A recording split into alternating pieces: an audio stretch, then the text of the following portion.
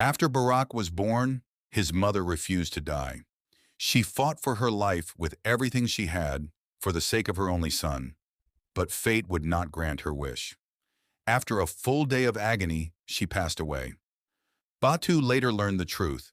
One of his concubines, bitter that she had never given him a son, had poisoned his wife.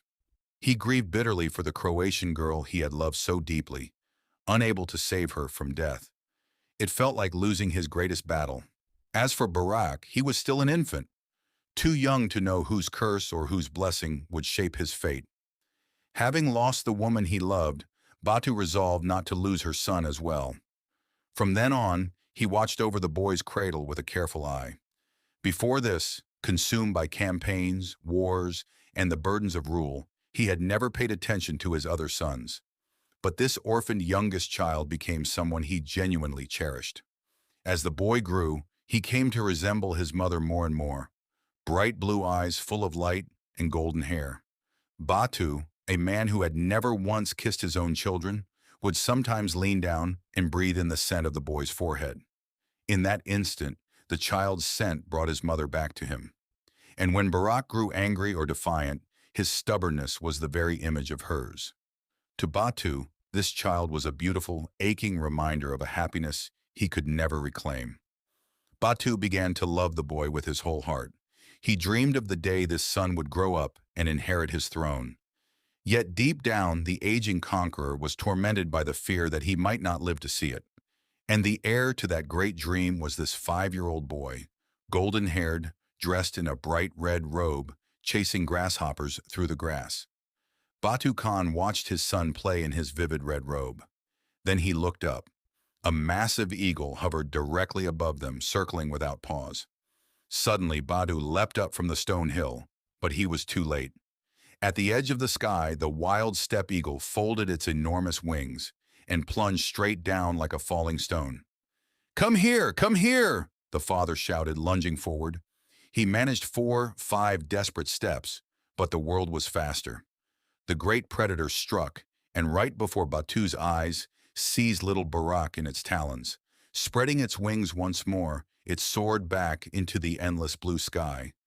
Batu froze. He stared into the heavens, jaw clenched, eyes fixed on the vanishing black speck, and the flash of red robe fading into the distance. In his ears echoed the faint, piercing cry of his screaming son, Batu Khan, a man who valued human life no more than that of flies, who had never known tears, mercy, or fear, whose heart had turned to stone through decades of slaughter, finally understood. He finally understood the soul-crushing agony of death.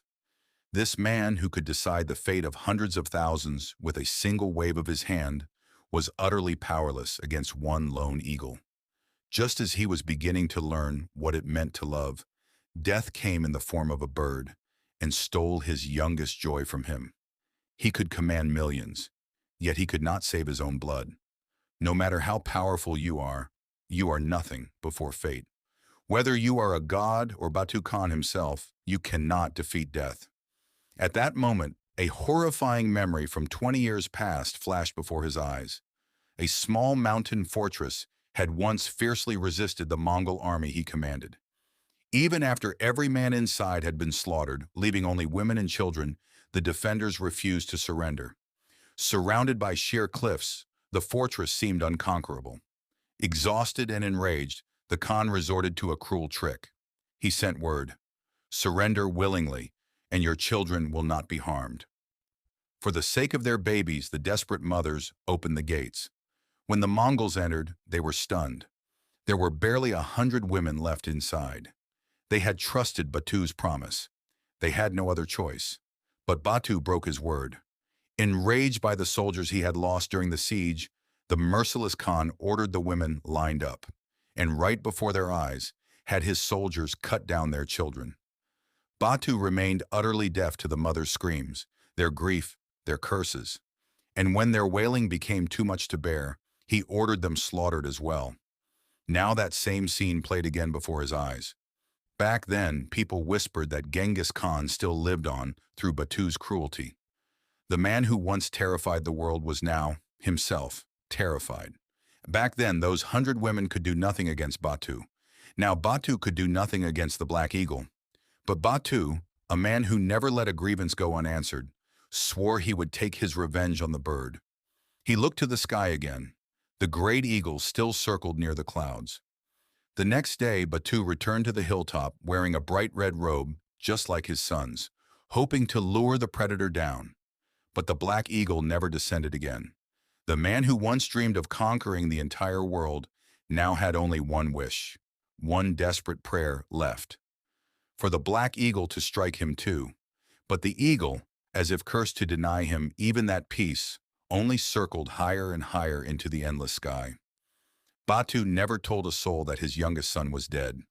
The supreme ruler of nations was too ashamed to admit he had been defeated by a common bird of prey. He feared his enemies would mock his weakness. No one dared ask where Baraq had gone. But after the boy's disappearance, seeing Batu sit alone on that hilltop every single afternoon, wrapped in that haunting red robe, the people understood. Something terrible had broken the Khan's soul.